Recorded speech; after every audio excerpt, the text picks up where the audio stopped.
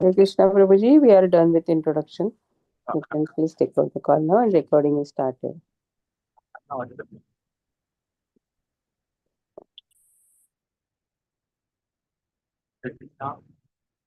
Your voice is breaking, Prabhuji. Now is it clear? Little bit better.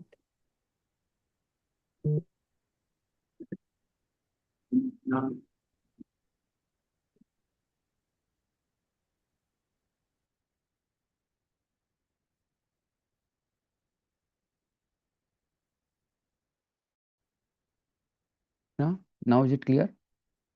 Yeah, very clear, Prabhuji. Okay. Thank you, Hare Krishna. Om Namo Bhagavate Vasudevaya. Om Namo Bhagavate Vasudevaya. Om Namo Bhagavate Vasudevaya. Om Ajnanatimirandasya Jnananjana Shalakaya Chakshunu Militam Yena Tasmai Shri Gurave Namaha.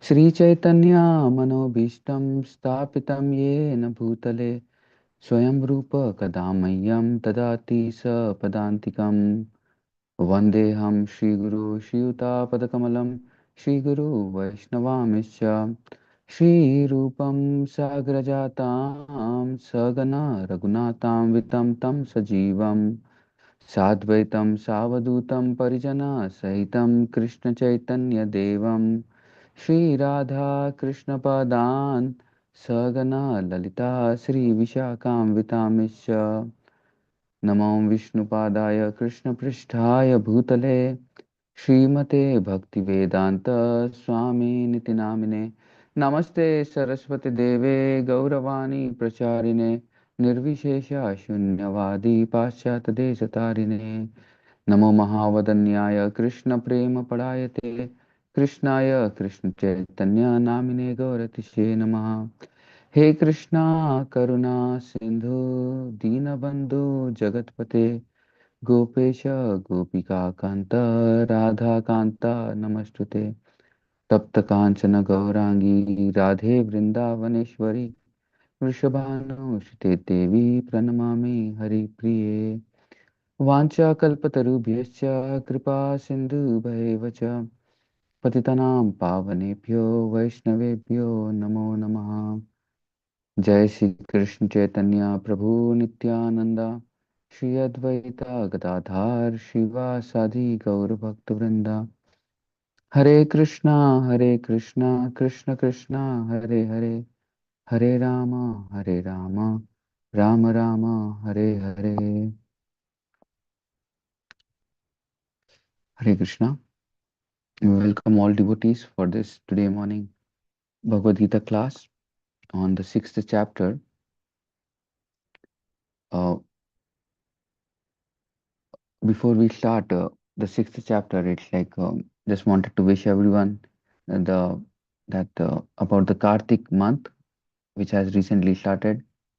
Started on Tuesday, and then it's the one of the best uh, months of the year, which is very dear to Krishna and Srimati Radharani. And whatever devotional service one practices during this month is uh, is like he makes a lot of advancement just by practicing a small amount of devotional service in this month. So one should not miss an opportunity to perform any devotional service what he can do during this month, especially making oneself very especially Krishna likes the offering of the lamb. I recently read an article in which Vaisheshika Maharaj was telling that Krishna is very simple, and he likes when a devotee offers simple things. And what is the simple thing what one can do during the Kartik month is offering the lamp, offering lamp every day. And that is one of the main things which is prescribed in Kartik Mahatmya, the book written. So anything, anyone, everyone can just, everyone can just try to um, try to do more devotional service by offering this lamp to the Lord, to Radha Damodar. And this month is very auspicious because Lord has performed so many pastimes in this month. When Krishna was a small child, he was he was like so much performing. He was performing so many pastimes during this month. There's so many festivals which comes during this month. Govardhan Puja comes, Diwali comes, and then the beautiful month of Kartik starts with the pastimes of Yashoda Damodar. These pastimes, all these pastimes have taken place during this month. Especially during the Diwali day is the day when Yashoda Mai was trying to bind Krishna. So it's so auspicious, so wonderful that a devotee should take certain vows to practice during this month of Kartik so that he can make spiritual rapid advancement in his bhakti. Everyone wants everyone wants to advance in bhakti. No one wants to be at the same stage what he's practicing. So during this month, even a small practice of trying to please the Lord by doing simple activities like offering the lamp, chanting rounds, chanting extra rounds, reading Bhagavad Gita. It's one of the main things. What has been told is also that reading a chapter of Bhagavad Gita a day makes him more makes make the person can make a lot of advancement just by reading a chapter of Bhagavad Gita every day during the month of Kartik. And the other thing which is very, very important is to hear more about Krishna, perform devotional service, performing the Archa Vigra Seva of the Lord, and especially performing, offering this lamp, the ghee lamp, it's like one of the most dearest things to Lord Krishna. Offering a ghee lamp in the early in the morning, during the Brahma Muhurta time, you know, and that is one of the best things recommended, if not at least during the daytime, if not at least in the evening. At least, that should be the bare thing. Singing Damodar Ashtakam prayers, glorifying Krishna with, glorifying Krishna for the pastime what he has performed to charm the hearts of Mother Yashoda.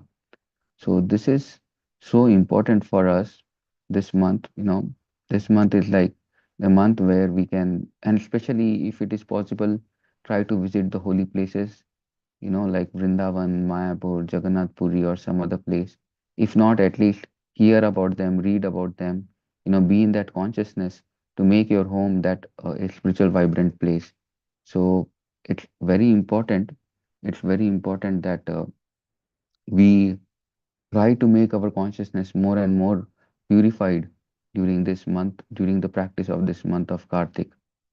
And it's like really very beautiful to see there's so many beautiful events happening. Like yesterday was the day when the disappearance day of Narottam Das Thakur, what we celebrated. So Kartik starts with so many festivals.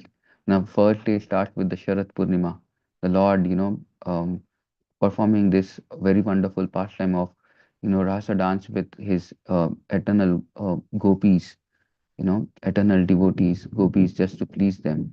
So this is one of the first pastime what takes place, and then comes is the pastime of the disappearance of Narottam Das Thakur. And Narottam Das Thakur, being such a great acharya, he has done so much wonderful things for bringing this culture of bhakti in the lives of many many people. And he has received the mercy of Lord Chaitanya Mahaprabhu. So I'll just discuss few things about Narottam Das Thakur.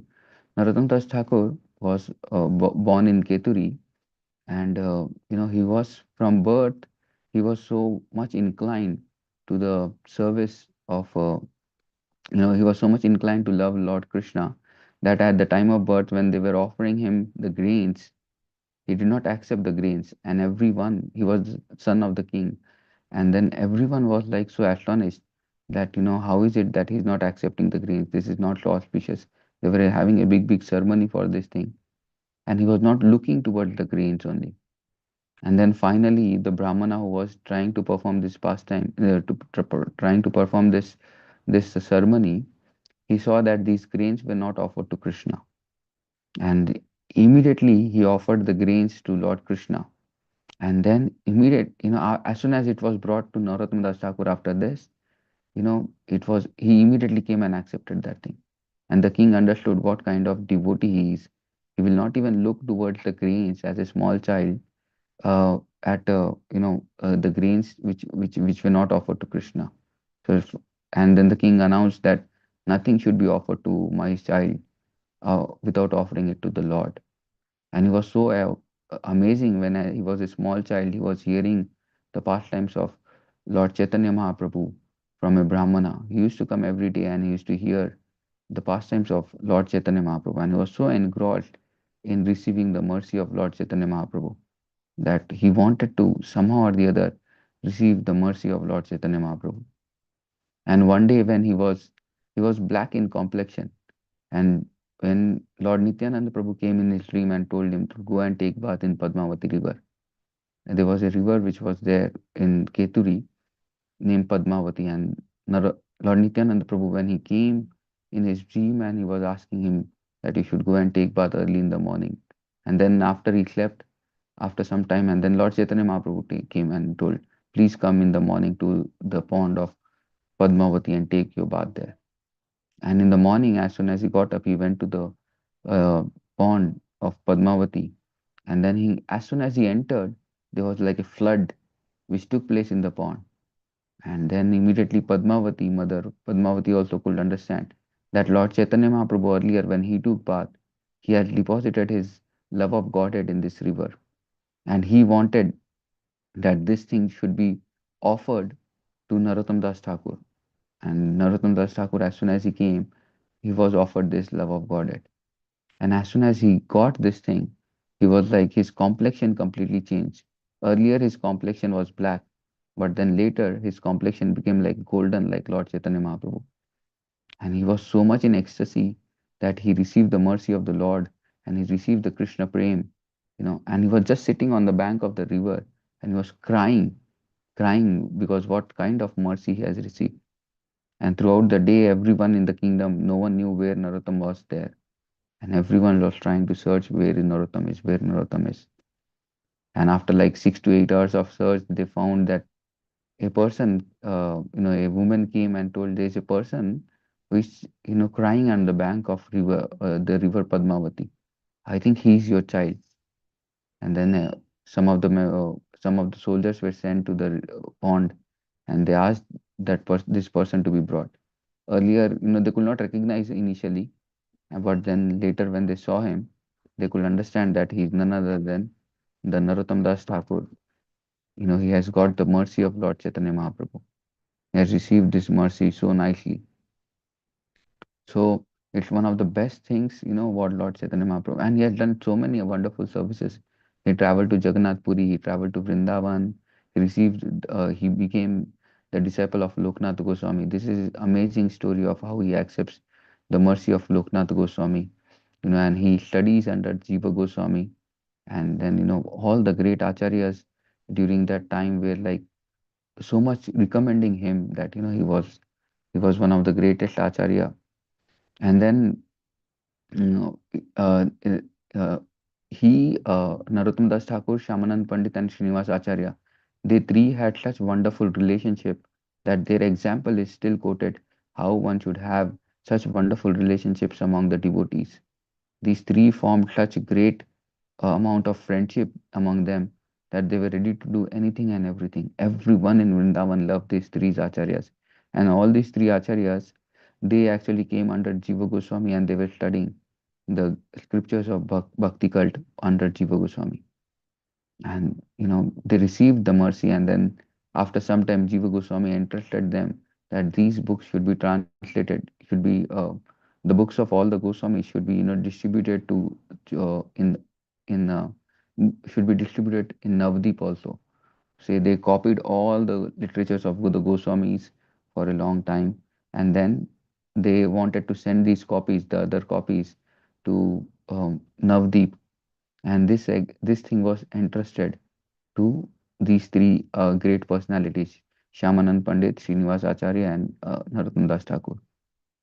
And there was like very wonderful pastime which takes place This is the first book distribution party, as it is told, where they are distributing the books or where they are copying the books and trying to redistribute them in Navdeep. So this is something which was very unique what was done. And his life was so glorious. He delivered so many living entities, so many wonderful personalities, and he has such great example, you know, of his, the way he has practiced his devotional service. And especially there is this pastime of his where he performed the Abhishek first Gaur Purnima festival, calling all the devotees during that time. After Lord Chaitanya Mahaprabhu had left this world, all the devotees were feeling so much separation. And he was the first person to perform this Gaur Purnima festival.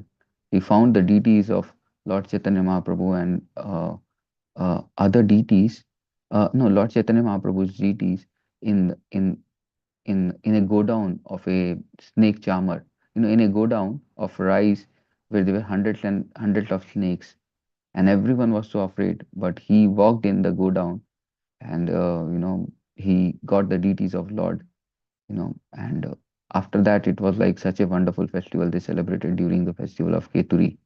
It's the first Keturi, first Gaur Purnima festival celebration what had happened, and he united everyone, the devotees from Bengal, the devotees from Orissa, the devotees of Vrindavan, everyone came, whoever there had come to take part in this festival. You know, there is Chanvi Mataji, the consort of Lord Nityanand Prabhu, who had come from all the way from Khadak, and so many devotees, Achyutananda, from the son of Advaitacharyas, and many great personalities. They all came to take part in this wonderful festival of Keturi, and he performed this festival. And during that performance, he started doing the kirtan. And during the kirtan, Lord Chaitanya Mahaprabhu himself manifested with all his associates, Nityanand Prabhu, Advaita Acharya, Srinivas Thakur, Shivas Thakur, and all great personalities had come here, and they were performing kirtan, and everyone was in great ecstasy just by hearing such wonderful kirtans. So this was one of the wonderful personalities who has taken, whose disappearance day was yesterday. His disappearance also was very amazing. He just disappeared while taking bath in the Ganges. When the disciples of Narottam Das Thakur were putting water on him, his body started melting, and that was the way he disappeared from this world. So his disappearance day is also like very auspicious, very wonderful. There's so many wonderful days which are coming ahead in the month of Kartik. If one becomes very serious, especially this month, one should try as much as possible to perform devotional service every day. Hear something about Lord Krishna. Take a vow every day that I will make my, give lot of time to practice my spiritual activities, chanting at least 16 rounds, 25 rounds, 32 rounds. Devotees in other places, they take a vow of chanting 32 rounds every day. They take a vow of, practicing strict brahmacharya, and they take a vow that, they want to get up early in the morning in the Brahma Muhurta, and take bath, and then, perform his spiritual activities, do Archa Vigraha Seva, and then, hear about Krishna and read about Krishna. Especially reading Bhagavad Gita during this month is highly recommended. It's like one of the best things what one can do, reading every day a chapter of Bhagavad Gita, and then offering a lamp, and that is like so beneficial. And anyone does any small activity, he gets the benefit thousands of times. So any spiritual activity one does during the month of Kartik is so auspicious, so auspicious. He's just coming, he's making his steps, he's running towards the path of going back home, back to Godhead. So never miss an opportunity to perform anything during this month of Kartik. Especially, it's like, offering lamps, you know, any devotional service. It's not just offering lamp or doing something, rendering service to devotees, giving charity. This is one of the best months to give charity, and one of the best months to perform vows. Like, we want to give something to Krishna. So we whatever is our favorite thing, we try to give that thing to Krishna. So we take some vows of not eating sweets. Sometimes devotees to take the vow. Sometimes devotees take a vow that just eating fruits. Or there's so many vows devotees take during the month of Kartik. So whatever is best suitable for you, once you try to take that vow and try to practice that vow very seriously. It's like very simple thing, the offering lamb, but if you do it steadily every day, that is the steadiness what is required. In spite of our busy schedules, in spite of our so many things, what comes in our lives, we still want to do these activities to please Krishna. So these are few things what I wanted to tell about the month of Kartik. There's so many beautiful things which takes place. Govardhan Puja is there, which is coming. Diwali is coming next week, and on the occasion of Diwali, we have the celebration of Yashoda Damodar. Krishna getting binded by Krishna by Damodar, by Mother Yashoda. You know, um, that pastime takes place in the month of Damodar in the on the day of Diwali, and it's so auspicious to read about, contemplate about on these pastimes of Lord. How Yashoda Mai is trying to bind Krishna.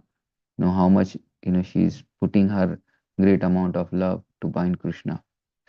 So these are like very beautiful pastime. Giriraj, Krishna lifting the Govardhan hill. Then there is Gopashmi which comes. There is appearance of Radha Kund, and the most important thing it comes is the disappearance of our founder Acharya Srila Prabhupada. This also comes during the month of Kartik. So one should take opportunity to practice these things, to absorb oneself in these festivals, and try to get a lot of mercy of the Lord by just practicing this, taking part in these festivals, and taking some special vows, spiritual vows to advance in bhakti. So this is what I wanted to tell. I wanted to immediately rush to the next chapter summary, Bhagavad Gita, sixth chapter.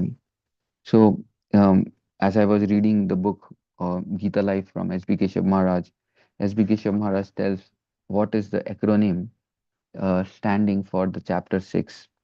He tells the acronym is EASY, EASY, easy. And what does it stand for? EASY stands for, E stands for enemy or friend. And he explains that you know um, the first section of this chapter discusses how a spiritual being but practices his spiritual life, and particulars. He has two types of body, subtle and gross body, and how the subtle body, the gross body consists of the physical element, but the gross body is this mind, intelligence, and false ego, and how mind can be actually be our best friend or the worst enemy. So this is like something which one can understand, when he's progressing on the journey of his spiritual life, how the mind can be the greatest enemy if it starts deviating little bit, if it starts discouraging a person, and it damages a lot. So he speaks about three D's also during this time, deviate, discourage, and then damages the life of a person, spiritual life. In fact, in anyone's life, if the mind deviates from the goal, then what happens is there is a great amount of discouragement what a person goes through, and he's put in discomfort, and then he's damaging his own spiritual life or his own life or the goal what he's trying to achieve. So mind, if it becomes an enemy, then it becomes like an uh, great amount of you know great amount of pain is endeavored on the part of bhakti. So this is the first section what he speaks. A mind should be trained to become the best friend rather than becoming the enemy. And this is the easy enemy or the friend. This is the first section of Bhagavad Gita, the sixth chapter, verses from 1 to 9.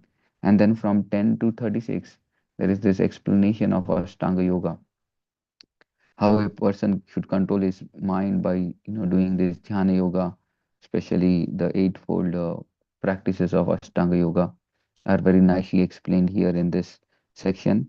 And what are the do's and don'ts, rules and regulations, everything is very thoroughly explained in this section of Bhagavad Gita. And then Arjuna is little bit doubtful, that when I'm practicing this Ashtanga Yoga, if I practice this Ashtanga Yoga, what is the process? What is the way if I don't make it successful, if I'm not successful? If I land it, if I'm left at no man's land, what will happen? Neither I'm successful, neither I'm failure. I'm in middle. So these are like few doubts what Arjuna is having. So this is like S stands for success and failure. So E stands for enemy or friend. A stands for Ashtanga Yoga. S stands for success and failure, and Y stands for yogi. What happens to a yogi who perfectly practices this jnana yoga? So these are like the acronym what he gives in his book Ashtanga Yoga. So if we just see now, if we go through verses by verses, what happens in this chapter is very amazing. Lord Krishna, we'll just see the connection of the fifth chapter to the sixth chapter.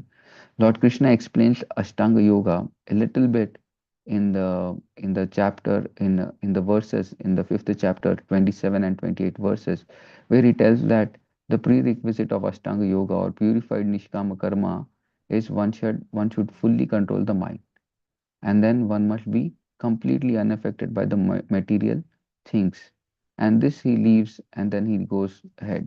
So immediately Arjuna, here Krishna is asking ahead. Krishna is expanding on the aspect of Krishna is expanding the aspect of how to advance in Ashtanga Yoga, and he explains about the yoga and the sannyas are the same in first couple of verses, and then he gives this complete chapter how one is advancing in yoga through detached work, how the yoga ruda stages giving up work is been explained later, and then further stages to practicing in the yoga. And then he explains more or less the nature of the mind, the necessities of controlling the turbulent mind. This has been spoken very nicely here in this section of Bhagavad Gita, where the um, where the one of the greatest science of controlling or the science of mind is very nicely explained here in this section of Bhagavad Gita, in this chapter, especially during how the mind actually acts, what is the nature of the mind, how one should understand the mechanism of controlling the mind, and how one can control the mind, or how one can steadily make it purified by such a strong practice.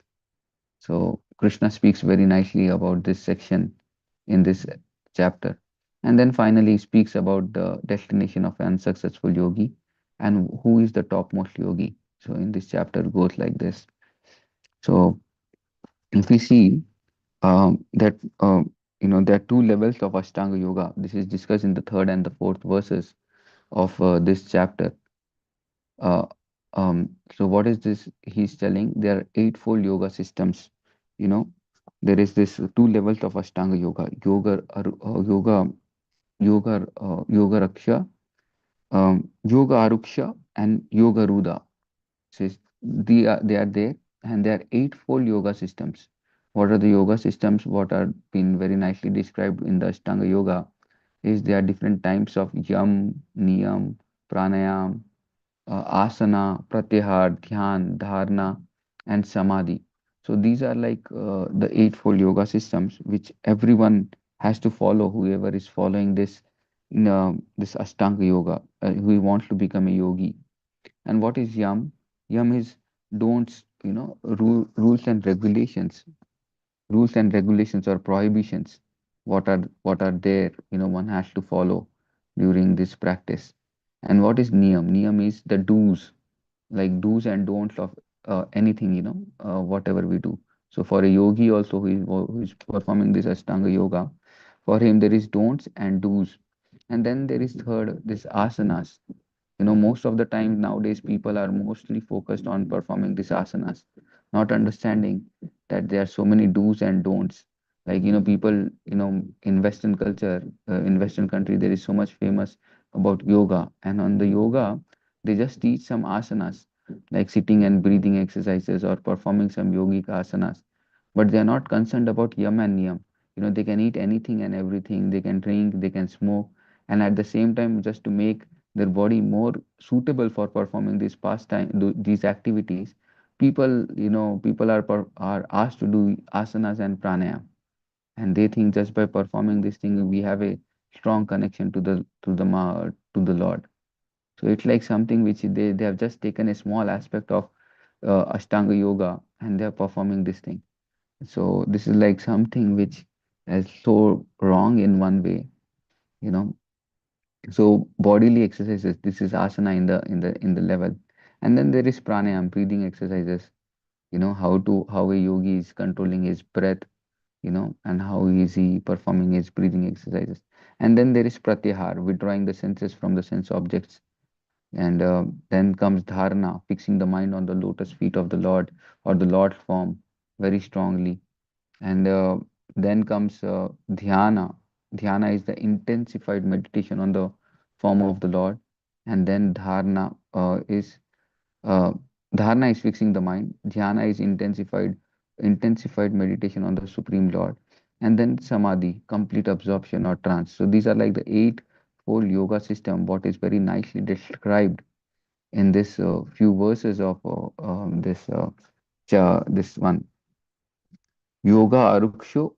That is the beginning stage where a yogi is performing, and there is yoga arudha, that is the advanced stage of a person who is performing this thing.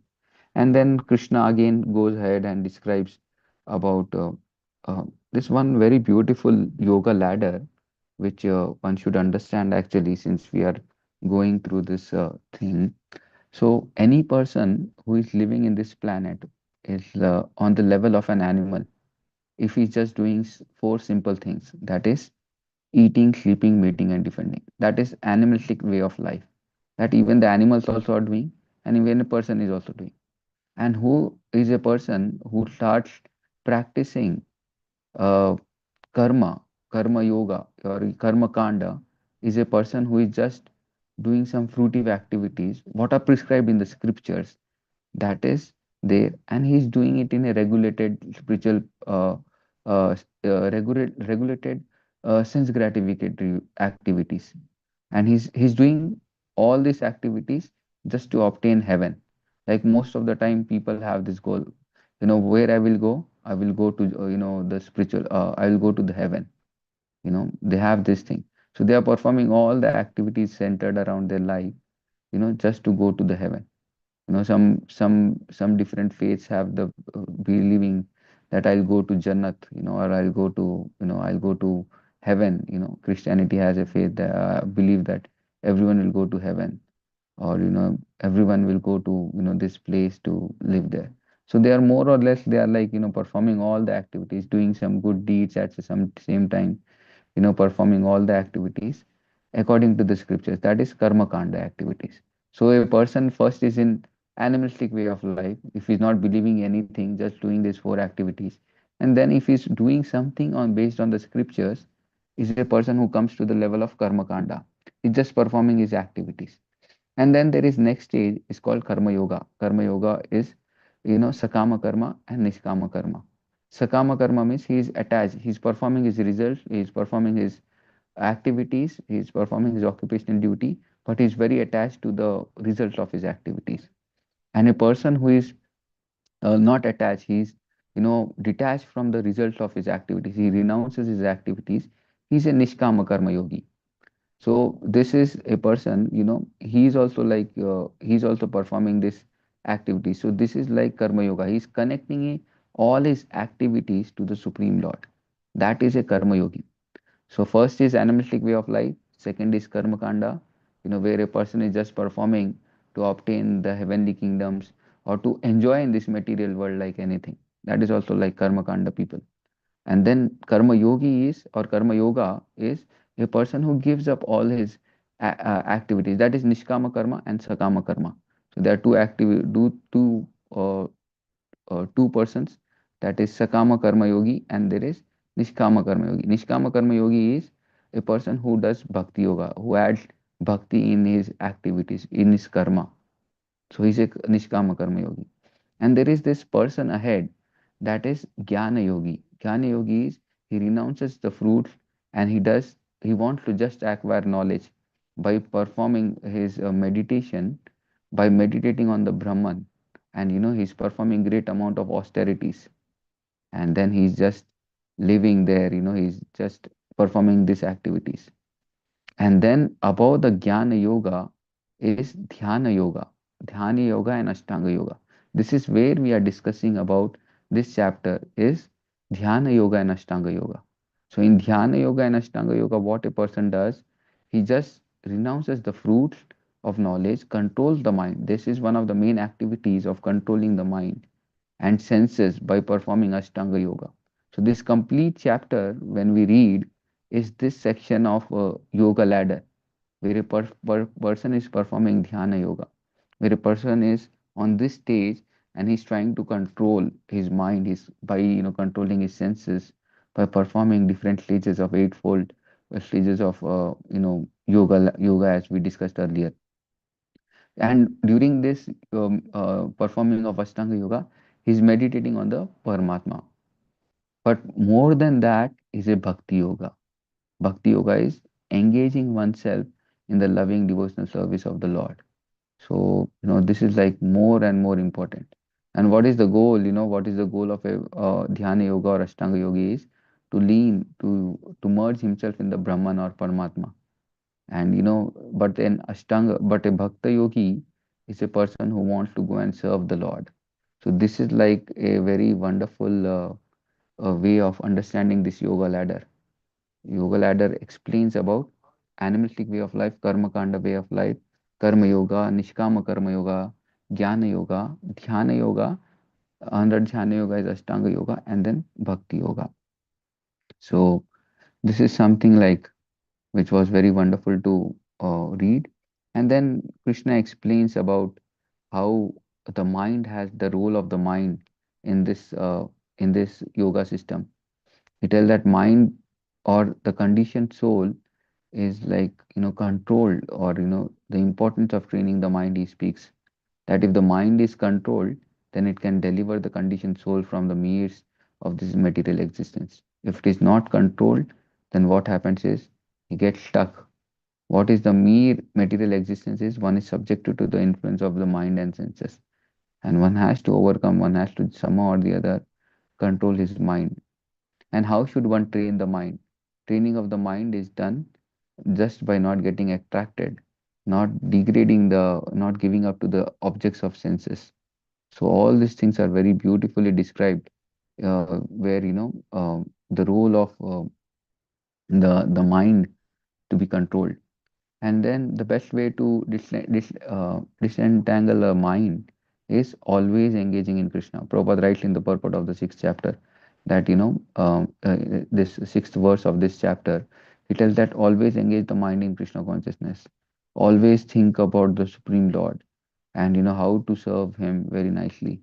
Meditating, what does the yogi does and what does a bhakta does is he tries to meditate on the Paramatma form, and he tries to dictate and tries to conquer the unconquerable mind, with which is which the mind is suffering with the lust, greed, anger, envy, pride, illusion. All these things are the six whips which try to allure the mind in different ways. And a practicing yogi, he somehow or the other he cannot come overcome this thing. But for a person who is practicing Krishna consciousness, Prabhupada writes that perfect, just by surrendering to the Supreme Lord and following his instructions under the representative of the Lord, he can automatically control the mind and practice this Krishna consciousness and become successful. So mind is uncontrolled mind is like a devil's workshop, like this one is there is what is this statement? Um, um, uh, oh, Ideal mind is a devil's workshop. So if your mind doesn't have anything to do, then what it does is, there is always something else which he wants to just do here and there. So the mind always gives something else or the other. So for a devotee, he has always to think of Krishna, how to serve Krishna, how to elevate his consciousness, how to purify his consciousness, how to engage his consciousness in the service of the Lord. That should be the thought process all over every time. It should be like one of the most important aspects in the lives of a devotee is to control the mind, and control the mind means always think of Krishna, always try to practice Krishna consciousness things.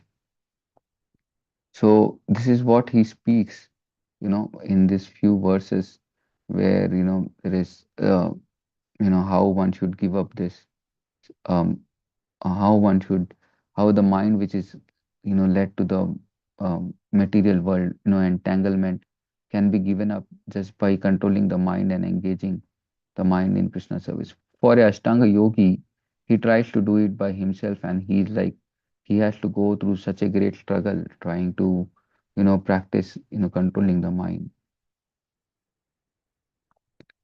So after this, during the section of 10 to 31, it's like a very wonderful section where, you know, um, the practice of Hatha Yoga. What is Hatha Yoga and Dhyana Yoga also we should understand.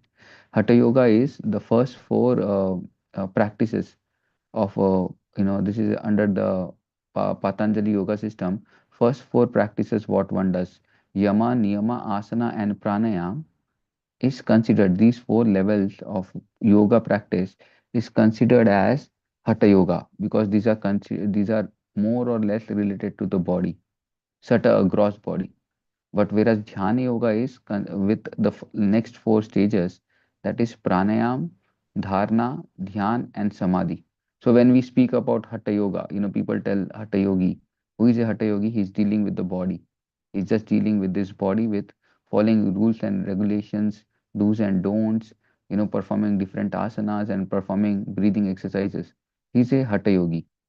But whereas, a, a person who is doing dhyana yoga is a person who is doing pratyahar, dharana, dhyan, and samadhi, trying to meditate on the Supreme Lord, holding the Supreme Lord, dharana, and then dhyana, he is trying to intensify his meditation, and then samadhi is fully absorbed in the Supreme Lord. So this is dhyana yoga. So when we speak about Ashtanga Yoga consists of two parts, that is Hatha Yoga and Dhyana Yoga. So there are like so many beautiful things what are described during this practice of Ashtanga Yoga, different stages of Ashtanga Yoga. I'll just go through it very fastly so that you can understand what is happening here. So a practicing devotee in Yoga Ruda stage, he always engages his mind, body, and he's in trying to be in full samadhi. He lives in a secluded place, you know, and always tries to control the mind, from different desires and possessiveness. Basically, the sitting posture, in the verses from 11 to 15 or 11 to 14, the sitting posture of Ashtanga Yogi is described. How he sits. He sits in a very clean, sacred place, not too high, not too low. And then he sits on a kusha grass and with a deer skin. And then he has a very soft cloth on the top of it. So, and then fixing the mind, that is his main goal, that he fixes his mind to concentrate, to control the mind, and he tries to purify himself by performing this, purify his consciousness by concentrating his mind. And then he keeps his body. What is the structure of the body? How he does is he keeps his body erect. Body, neck, and head are in the straight line, and then without being moving anywhere, he performs, firmly, steadily meditating on the tip of the nose, and then meditating on this form, Mata Chitta. He's withdrawing his senses from all the sense objects, and then what he does, he fearlessly, he practices this thing and takes the vow of performing celibacy, and then ultimately he wants to perform this meditation very strongly, and thus by controlling the body, mind, and other activities, he is becoming like more or less like a yogi. And then Ashtanga Yogi, what is the diet has been described in the next few versus he doesn't eat so much, neither he eats very little, neither he sleeps much, neither he sleeps little. Then this is yukta harasya viharasya, yukta chetasa karmashu, yukta sam he sleeps, he goes for recreation little bit, he and he's He works in yoga, meditation, mitigates all the material sufferings. So all these things he does very nicely. And then he performs his Ashtanga yoga, he performs his Ashtanga yoga involving with all disciplinary activities of controlling the mind, controlling the desires, controlling, just like there's an example given here is this, as a lamp in the windless place does not waver, so a yogi's mind is controlled. Yeah, it's like very nicely controlled, and then remains steady in the self, meditating on the super soul. So in this way, he tries to realize, he tries to go in samadhi. His consciousness is trying to be completely taking aloof from all the sense gratification ways. And this is all like very difficult in one way for a person without engaging the mind in the right way. He's trying to control the mind, which is very, very difficult. So methods to attain yoga ruda is also, as we go ahead, Krishna, Arjuna immediately asks, that how is it that when one can control the mind? He tells that very wonderful sloka, Chanchalahi mana Krishna pramarti balavaddigam tasyaham nigramanya vayuriva vasudushkaram. Oh Krishna, you're asking me to control the mind, but how should I control the mind? The mind is chanchala. Chanchalahi mana Krishna. It's like so chanchal, not a single moment he can, the mind remains wants to be steady. And this is like something which which is very difficult for a person to understand, that how he can control the mind is like so many desires, so many thoughts keep coming every time. And this is what Arjuna is also telling Krishna. You're asking me to control the mind, but controlling the mind is so difficult. I can control the wind, but I still cannot control the mind, to subdue the mind, because which is very, very turbulent, very very obstinate, and very strong in his nature. So very turbulent, like it can cause a havoc in the life of a person if it is not controlled. And then it can be so obstinate, stubborn like anything. Siddhi ekdam aisa, it's like very very stubborn person. He just doesn't want to hear, and it's very strong. Sometimes the mind is so strong that it's very difficult to overcome these things. So this section where in the verse 33, he Krishna Arjuna is telling that the impractical way of controlling the mind. Arjuna is telling that, oh Krishna, you are asking me to control the mind, but the mind is very very flickery. Chanchala hi mana Krishna. So I remember a very beautiful song which I had heard earlier. You know, this song is from a bhajan. ये मन बड़ा चंचल है, कैसे तेरा भजन करूं, जितना उसे समझाऊं उतना ही मचलता है. I just remembering this thing, that the poet who writes this very beautiful bhajan, he tells that the mind is so chanchal, it's like so tough that the more I try to explain it, the more it becomes like, more it becomes flickery actually, more it becomes like chanchal, it's like very, very difficult. And then Krishna explains also that how can this mind be controlled? That is the verse 35. He tells, "Oh mighty armed Arjuna, you should just control the undoubtfully. It's like very difficult to curb this mind. But how can we come? Abhyasetu konteya. Vairagya cha grahate. If Arjuna, if you practice, abhyasa, if you practice repeatedly practicing it, repeatedly doing something, and then by being detached, and one can control the mind. So one has to be like detached from all these aspects, and detached from the sense gratificatory things, and then try to control the mind by very nicely engaging, very nicely practicing every day. So it's like very difficult in one way to control the mind, but if we steadily do every day, if we do regularly, if we do, then only it's possible to control the mind.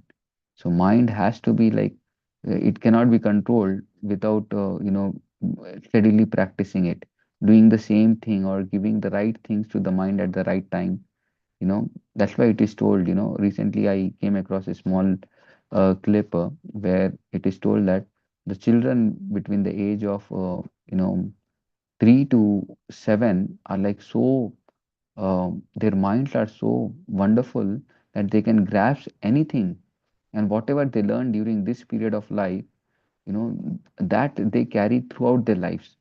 So when the child, they think that it's like a preschool time where the child doesn't learn much.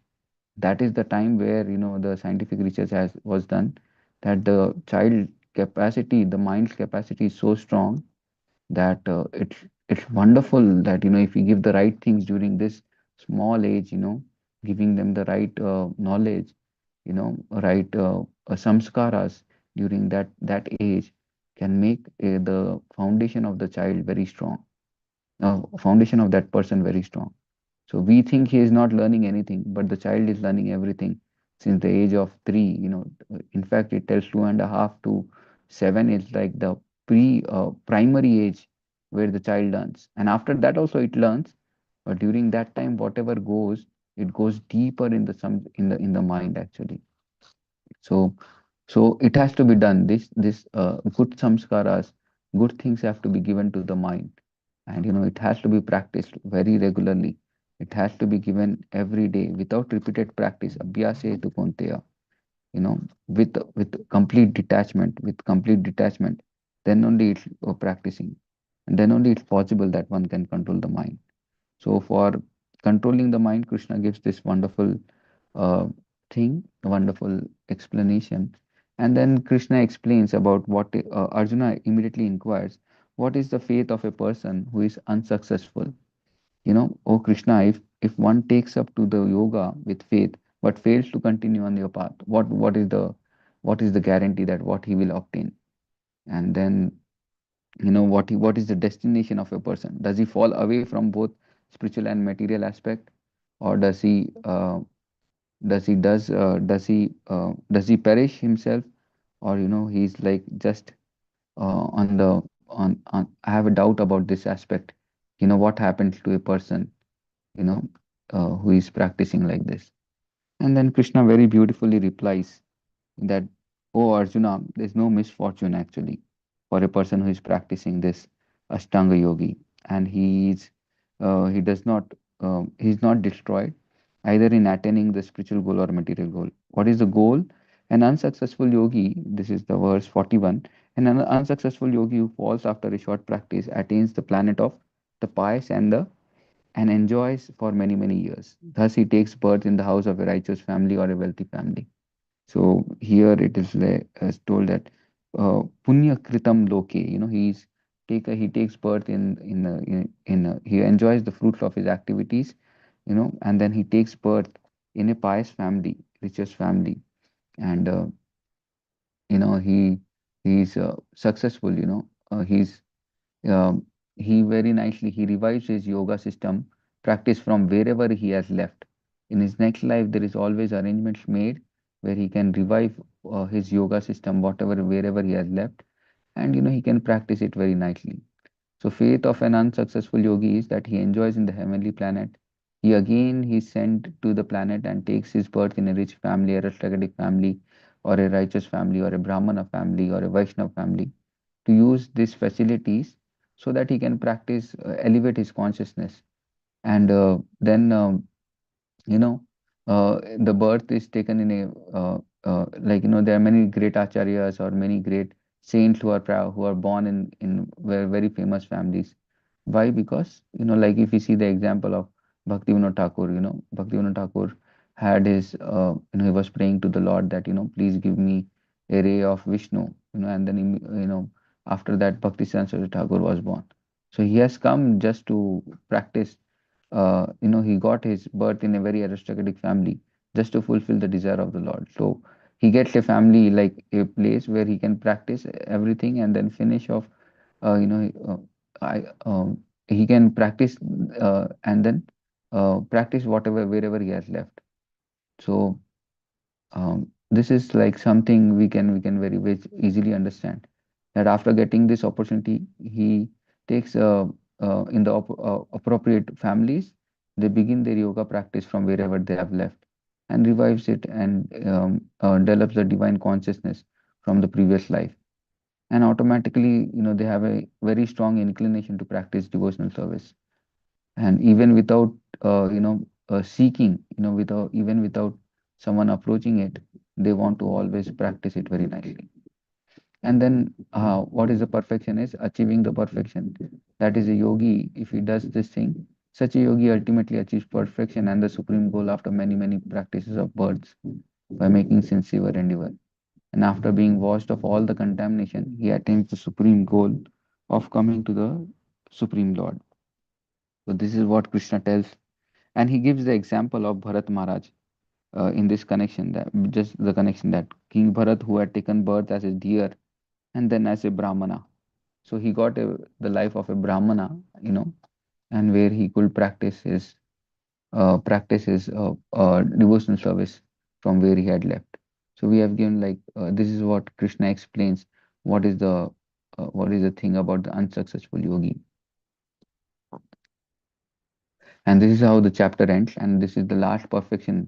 What is the perfection? Perfection is that he attains the supreme goal by performing, getting the favorable condition, sincerely endeavoring, and then completely practicing the pure path. Uh, Purely he practices, removes all the material contaminations. So this is how the chapter ends. This is the summary of the sixth chapter of Bhagavad Gita, what we have gone through. The four main sections. One is about the mind.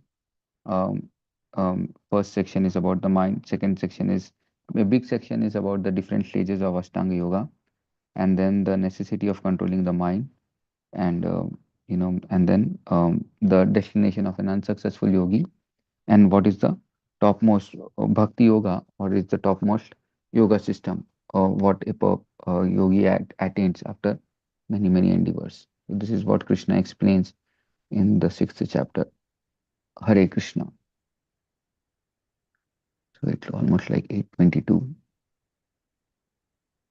um, is there any questions or reflections from what we have discussed?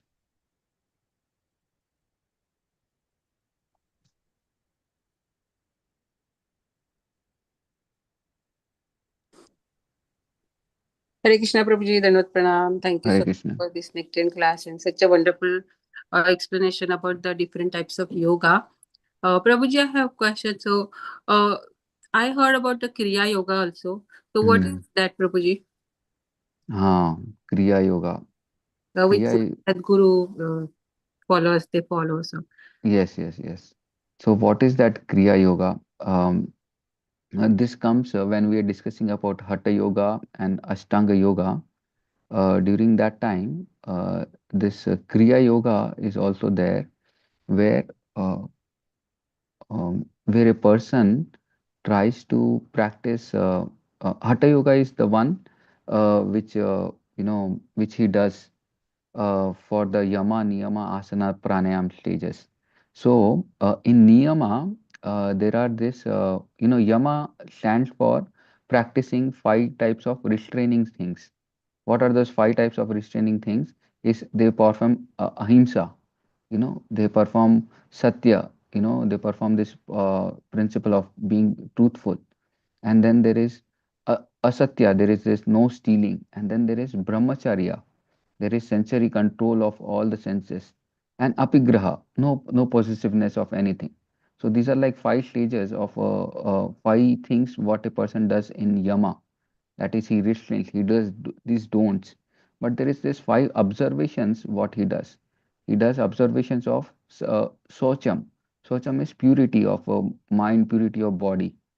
And there is santosh, like he's content with whatever is happening, whatever is available. And then the kriya yoga is the tapas, the swadhyay, and paridhana. That is, he does tapas of performing this austerity. So people who perform austerity, that is called kriya yoga. Kriya yoga is like the way a person does is, this aspect of niyama, where he does tapasya of performing austerity, of giving up many things. And then he does swadhyay. Swadhyay is study of the Vedic scriptures, study of certain things. That is swadhyay. So this is a part of Kriya Yoga. And then there is Ishvara Paridhana, that is completely surrendering to the Supreme Lord. Now, I don't know in other organizations what they do about Kriya Yoga, but then this is the actual meaning of Kriya Yoga. It's like, he has to perform austerities, great amount of austerities. Sometimes they do or not, I don't know. But and then the study of the Vedic scriptures. This is also a part of Kriya Yoga. And then there is a practice of Ishvara Paridhana. Ishvara Paridhana is like surrendering completely to the Supreme Lord. That is like this is Niyam actually. This is just the first stage of Hatha Yoga. And then second stage, then the stages come is asana, pranayam, and then this is Hatha Yoga. And then the last four stages, what they come is Pratyahar, Dhyan, Dharna, and Samadhi. Pratyahar, Dharna, Dhyan, and Samadhi. So my understanding is if they are performing this tapas, swadhyaya, and Ishvara Paridhana, that is a way of doing this Kriya Yoga. I don't know about the other organizations. They emphasize so much on this Kriya Yoga, but what they teach, I am not aware about much about what they do. But according to the scriptures, what is prescribed, what I have learned through is this thing that if one does great amount of austerities, austerity of controlling the mind and senses, not indulging them, and then controlling the diet, controlling the sleep, controlling the mind. This is one of the great austerity what a person has to do. And Swadhyaya, he has to study the right Vedic literatures, and then he has to understand his needs and then surrender. That is Kriya Yoga. Hare Krishna. Thank you, Prabhuji. Hare Krishna. Hare Krishna. Anybody has any question or comment? Hare Krishna Prabhuji, this is Geeta. Thank you so much for this such an important class during the Kartik Mass. Prabhuji, I was reading where the Damodar Ashtakam. When you do, they talk about 9 stages of bhakti. Yes. So I was if is I know this is not, we can do it another day, but wanted to know that a little more about that. But we can do it in the next class, no problem. But since they've been talking every day, I read it, so I was wondering what it is. Thank Yeah, you, nine. Prabhuji. I can just describe very briefly. There are different 9 stages of devotional service. There is Shravanam, Kirtanam, Vishnu Smaranam, Pada Sevanam, Archanam, Vandanam, Dasyam, Sakhyam, Atma Nivedanam. So these are like the 9 different stages of devotional service, which are very nicely, Prahlad Maharaj describes in his answer to one of the questions to Hiranyakashipu. This comes in the seventh canto, fifth chapter, verses like 25, 26, or maybe 23, 24, something like that. And there he answers, Hiranyakashipu is asking, what you have learned, please explain to me. What is the best thing you can do? Best thing a person should do. And then he is telling that he should do Shravanam, Kirtanam, Vishnu Smaranam, Pada Sevanam, Archanam, Vandanam, Dasyam, Sakyam Atma Nivedanam. So Shravanam means one is doing this hearing process. Hearing, Shravana means, giving our ears to hear the message of Krishna. That is Shravanam. And the example given in this connection is Parikshit Maharaj. How Parikshit Maharaj attained perfection just by hearing Srimad Bhagavatam from Sukdev Goswami. And then there is Kirtanam. Kirtana means, we should chant the names of the Lord, glorify the Lord by singing the names of the Lord. So we can do either chanting the names of the Lord, it's like by chanting the japa, chanting the kirtan, the taking part in kirtan. So this is Kirtanam. And the devotee who is like prescribed that he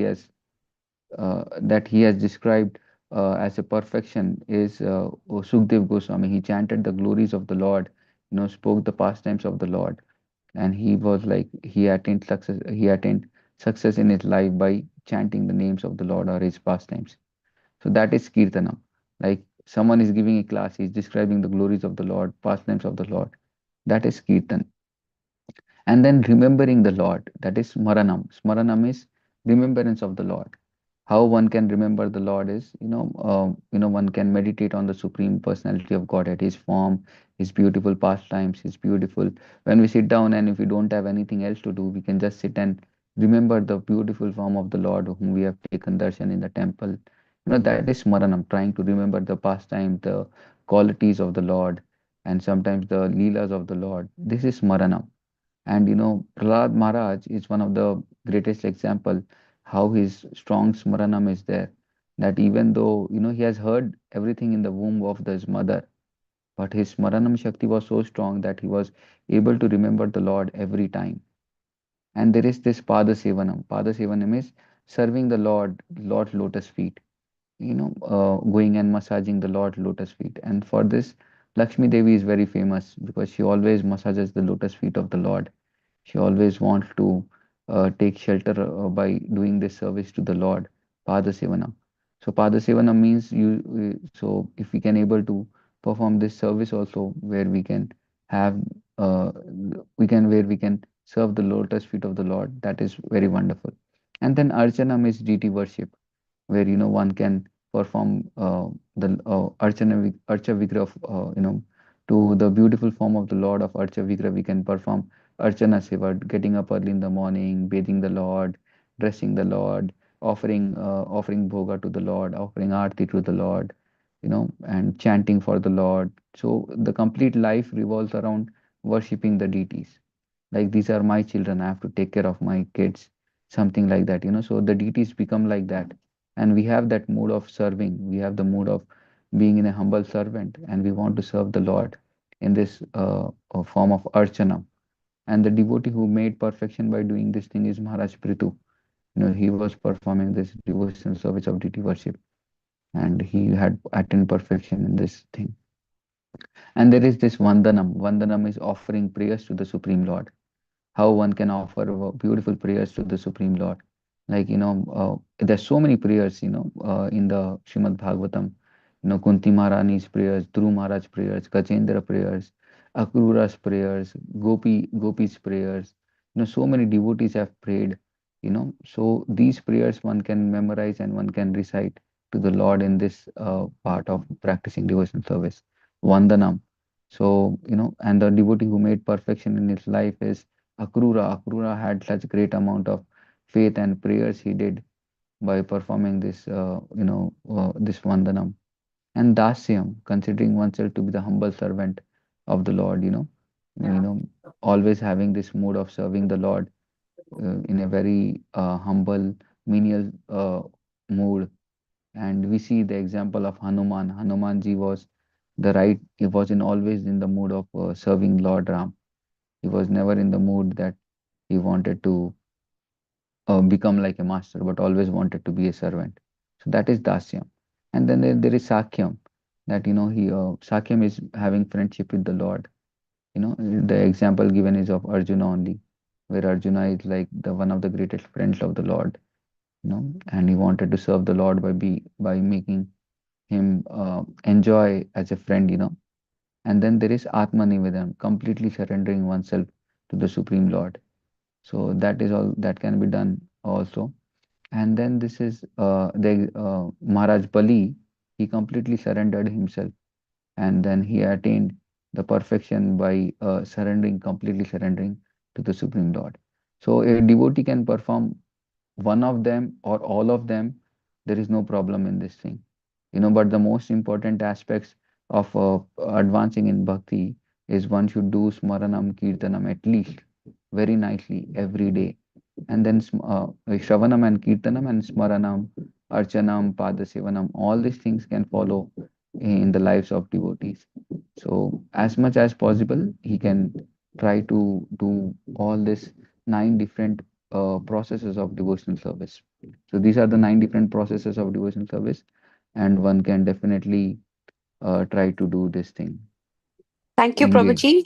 Thank But you. actually, I wanted to ask you that in Damodar Ashtakam, the this Madhurya Bhav, the love aspect is highlighted more than the servant Bhav, Yeah, right? because the mother Yashoda is in the parental love, So there the love aspect is more highlighted because these are the prayers done for mother by during the pastime.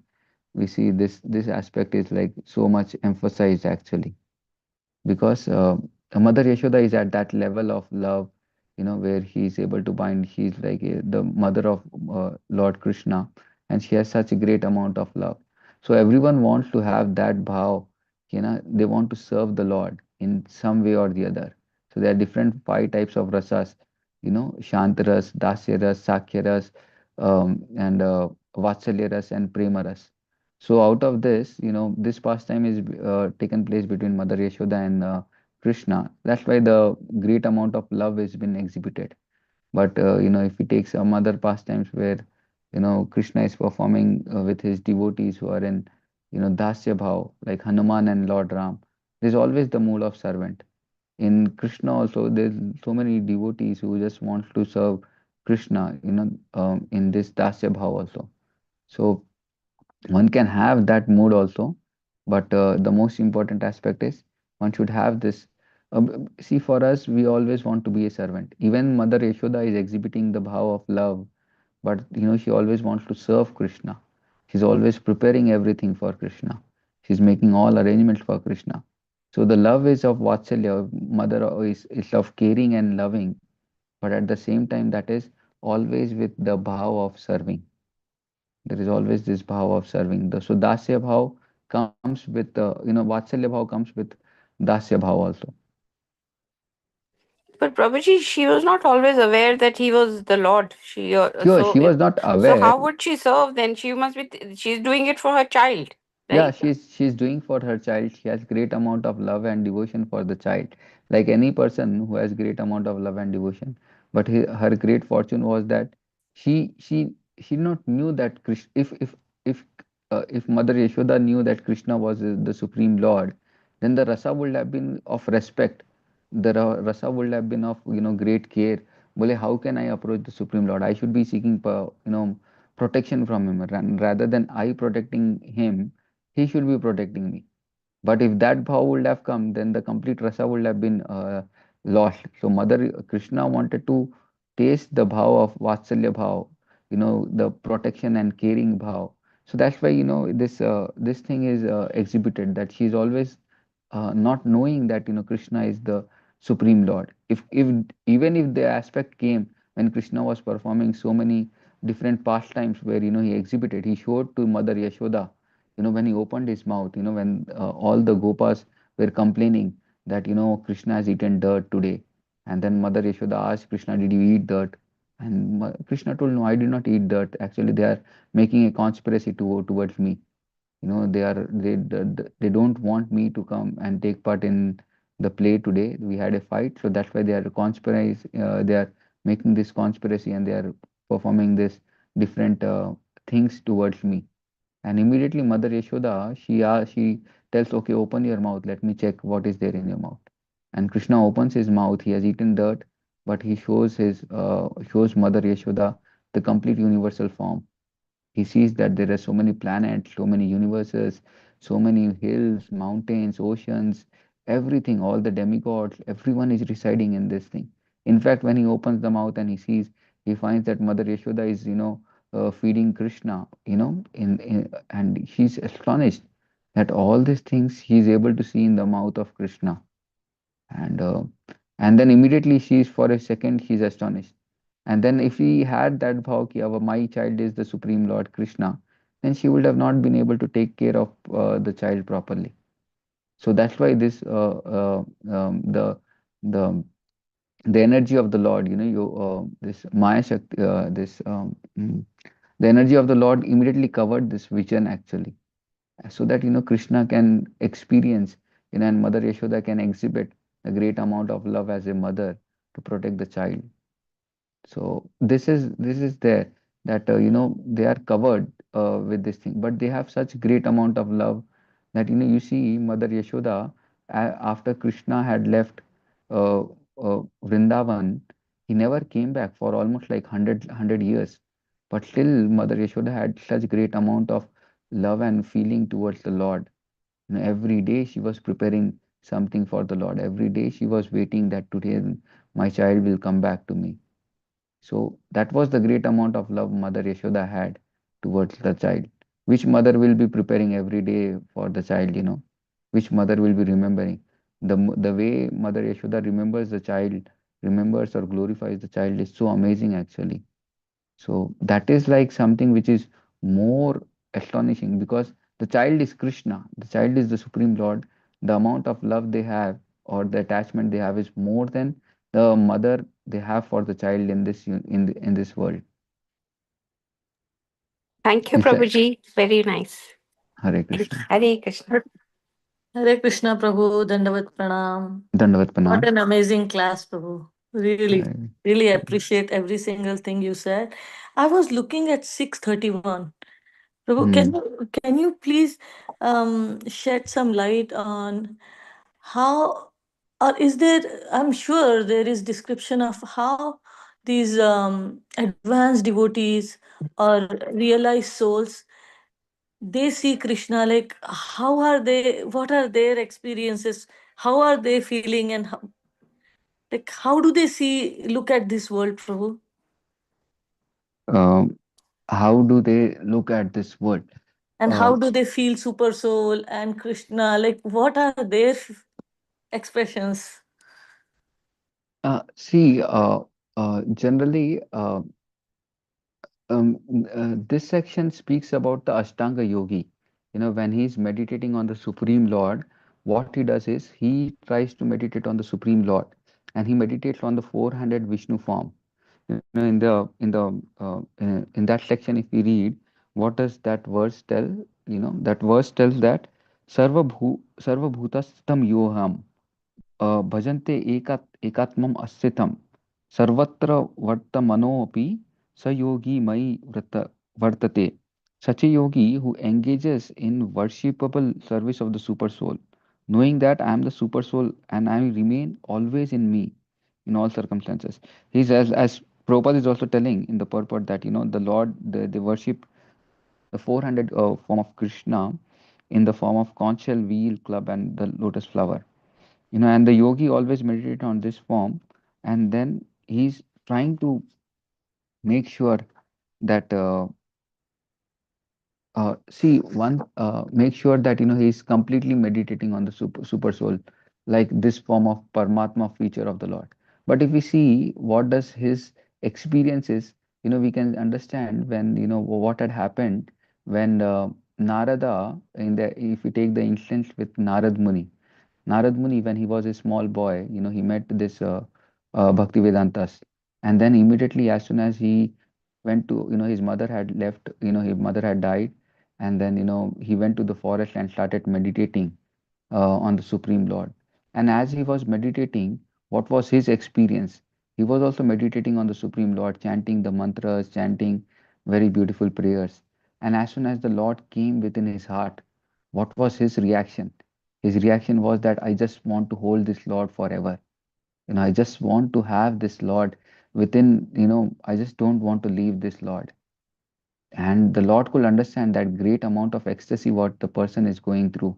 And he was having all the Ashta Sattvic Vikar, rising, tears were flowing from his eyes, hairs were standing on his end, his body was shivering. He was going mad. He was in ecstasy actually, just by taking the darshan of the Lord.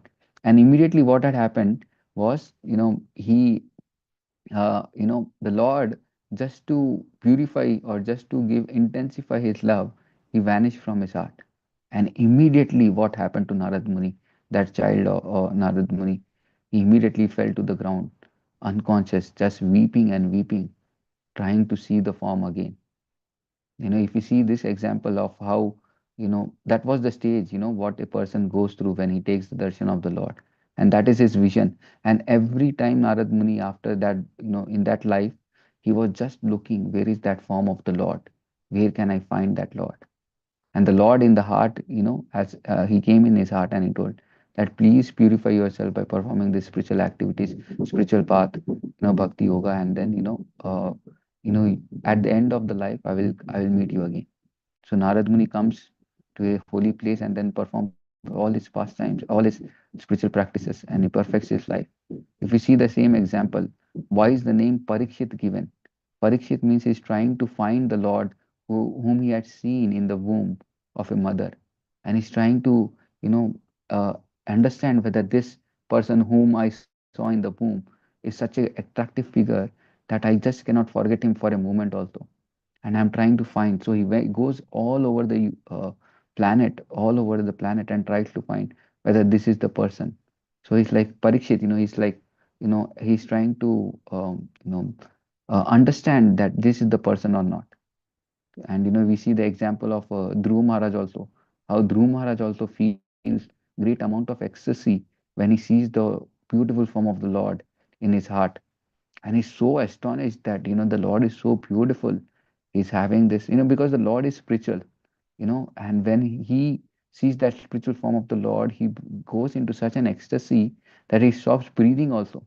And as soon as he stops breathing, all the air in the universe is evaporated, and every living entity in this universe is suffering in one way because of the uh, ecstasy what Dhruv Maharaj is going through, getting to.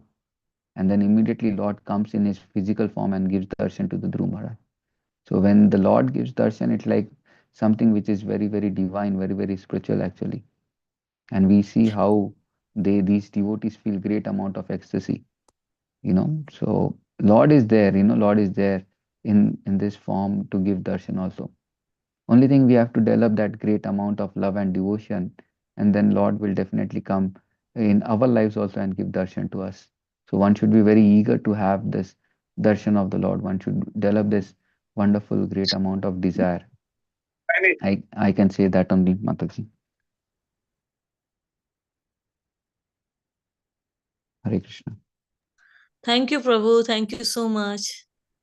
Hare Krishna. So we should end here now. It's almost like 8:45.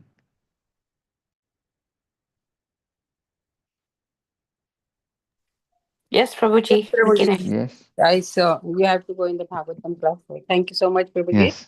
Hare Krishna. Hindu Bhaya Chapatitanam Pavan Vishnu Vaishnavi Namaha Anant Koti Vaishnav Antakoti Vaishnav Jai Vrinda Hनुमान Ki Jai. Thakur की जय जय श्रीमद् भागवतम की जय Bhagavad Jai. Gita की जय His जय Grace Shri Gopal प्राण प्रभु की जय Jai. Jai. Srila Prabhupada जय ki Thank jai. you. Jai. Thank you, Hare Prabhupada Prabhuji. Thank Krishna. you, Hare Krishna. Prabhuji. Hare Hare Krishna. Hare Krishna. Hare Hare Krishna. Krishna. Krishna Hari Hare Hari बोल Krishna bol. Hari Hari Hari बोल Bol, bol. Hari Hari Bol, बोल Hari Bol. Hare Krishna, all devotees.